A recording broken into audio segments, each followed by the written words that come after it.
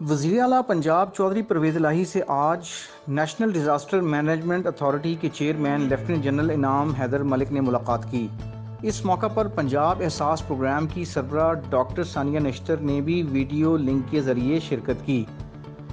Doctor Sania ने सैलाब मुतासरीन की बहाली और इमदाद के प्रोग्राम पर तफसीली ब्रीफिंग दी। इस मौके पर सीएम पंजाब का कहना था कि पंजाब में कोरोना की 7वीं लहर के खदशे के पेश नज़र हिफाजती इक़दामात का आगाज़ किया जा रहा है।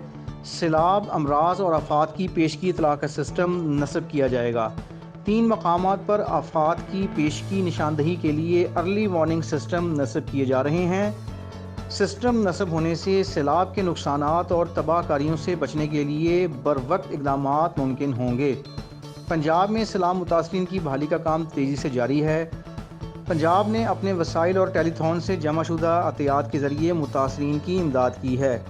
चौधरी परवेज़ इलाही का मज़ीद कहना था कि सैलाब मुतासरीन में 5 अरब रुपए से ज़ायद तकसीम किए जा चुके हैं। 36,000 मुतासरा ख़ानदानों को अदायगी मुकम्मल की जा चुकी है। उनका मज़ीद कहना था कि घरों की तामीर के लिए भी सैलाब मुतासरीन की माली मुआवनत की गई है। वज़ीर आला ने मज़ीद बताया कि पंजाब हुकूमत ने सिंध के सैलाब मुतासरीन की मदद के लिए 1 अरब रुपए मख्तस किए हैं। मरी और दीगर मकामात पर सियाहों की सहूलत के लिए बारिश और बर्फ़बारी के दौरान ख़ुसूसी इंतज़ामात किए गए हैं। इस मौके पर NDMA के चीफ का कहना था कि पंजाब का सैलाब में रेस्क्यू और रिलीफ प्लान काबिल तहसीन है।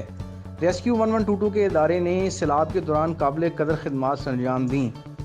उनका कहना था कि जदीद टेक्नोलॉजी के ज़रिए कुदरती आफात से 30-40 दिन पहले पेशन गोई मुमकिन है। माहौलियाती तब्दीली मुस्तकिल सूरत इख्तियार कर रही है, हमें खुद को तैयार रखना होगा।